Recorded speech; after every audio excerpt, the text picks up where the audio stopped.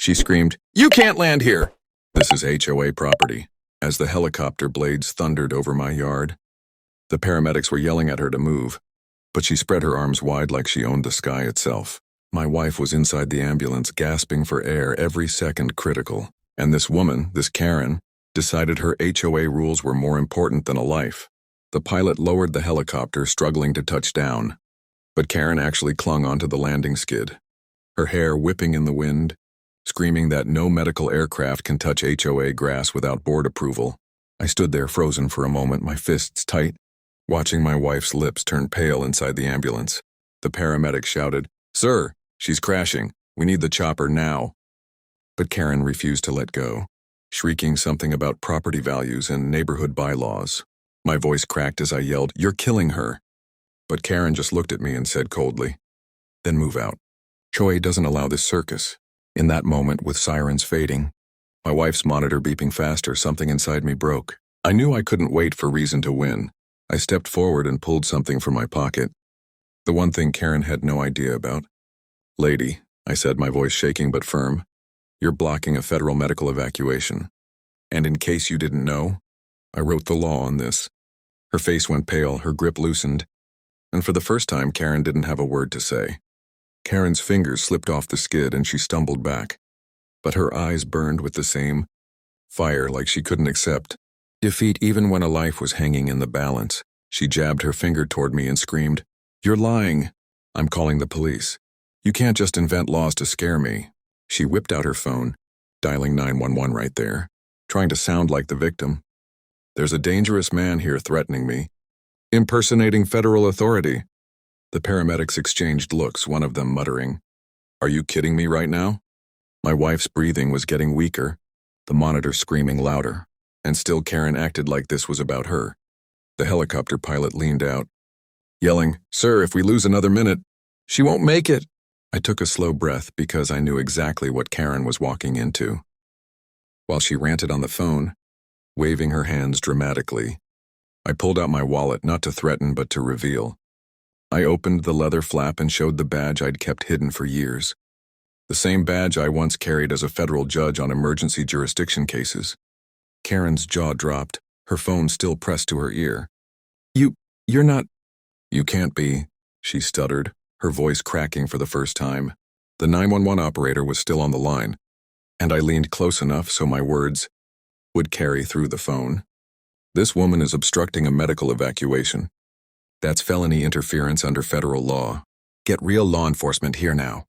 Karen froze, her fake authority crumbling in seconds. The ambulance doors flung open, paramedics rushing my wife toward the helicopter. And yet, just as hope surged back into my chest, Karen's eyes narrowed again. She wasn't done. She whispered under her breath, "If I go down, I'll make sure you go down with me." Karen staggered back, but instead of leaving, she darted straight toward the ambulance. One paramedic shouted, "Hey, get back!" But she yanked open the side door and climbed halfway inside, blocking the stretcher with her body. My wife's weak hand trembled, trying to push her away, but Karen snarled, "This vehicle is not authorized on HOA property. I'm filing a full community violation. Your so-called emergency doesn't matter here." The pilot jumped out of the helicopter, storming toward her. But Karen screamed louder than the blades, "Touch me and I'll sue every one of you. This is trespassing. This whole rescue is illegal." The chaos was unbearable, sirens, blades, alarms, my wife's fading pulse, and then Karen did the unthinkable. She reached down, grabbed the stretcher rail, and tried to drag it backward out of the ambulance. "Enough!" My voice shook the ground, and for a split second everyone froze. I pulled my phone from my pocket and played the live video feed from my security. Cameras, every word, every move she had made was captured. Her clinging to the helicopter, blocking the paramedics, screaming about HOA laws while a dying woman struggled for air. The paramedics gasped, realizing the evidence was bulletproof. Karen's face turned white, but then she smirked in a way that chilled me. "You think video scares me? My cousin is the sheriff. You'll be the one in cuffs when they arrive." The rotor blades whipped louder, the pilot shouting, "We need clearance now." But suddenly the distant wail of police sirens cut through the noise. Karen straightened her shirt, lifted her chin high, and whispered with triumph, "See? My backup is here." And that's when I realized she hadn't been bluffing. The patrol car skidded to a stop, lights flashing across the yard. Karen ran toward them like a hero returning from battle, shouting, "Arrest him! He's blocking emergency services and impersonating a federal officer." The officers jumped out, hands on their holsters, glancing between me, the ambulance, and Karen waving her arms like she owned the street. I raised my hands slowly, calm even though my chest was burning. One officer barked, "Sir, step away from the vehicle." Karen grinned wide, whispering to the nearest cop, "That's him. Dangerous man. He even showed me a fake badge." She looked at me with victory in her eyes. But before the officers could move closer, the paramedic shouted desperately, "We're losing her. If you delay this transfer, the patient will die." The heart monitor beeped erratically, filling the silence with dread. The officers hesitated, unsure, while Karen pressed harder. "Don't let him trick you. This is HOA property. And I have authority here." That's when I pulled my badge out again. Not to Karen, but directly to the officer in charge. His eyes scanned it for less than a second before he stiffened. Recognition flashed across his face. "Judge Reynolds?" He muttered, disbelief in his tone. The younger officers glanced at him, confused, but his voice turned sharp. "Stand down. That's a federal clearance badge." Karen's mouth fell open. No, he's faking it. "I told you he's lying." She screamed, but her words cracked, desperation creeping in. The officer looked at her coldly. "Ma'am, if what I just heard on that video is correct, you interfered with a medical evacuation." He turned toward me. "Do you have that footage available?" I tapped my phone, and the screen lit up with the recording. Karen clinging to the helicopter, screaming about HOA laws while the paramedics begged her to move. The officers watched in silence. Karen's confidence melted into panic. She started backing away, stammering, "This isn't what it looks like. You don't understand. I was protecting the neighborhood." And just as the truth began to sink into everyone's faces, my wife's monitor went flat.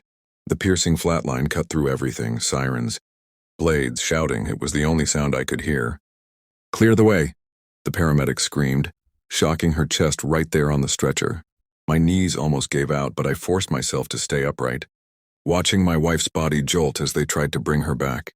Karen stood frozen, her face pale, the weight of what she'd caused settling in for the first time. The lead officer snapped, "Move in, now!" And two deputies rushed her, snapping cuffs on her wrists before she could protest. She shrieked, "You can't do this to me. I'm HOA president. I have rights." But the officer's voice cut her off like steel. "Ma'am, you're under arrest for felony obstruction, endangerment, and interference with emergency medical services," as Karen screamed and kicked. The helicopter finally lifted off with my wife inside, blades slicing the night air.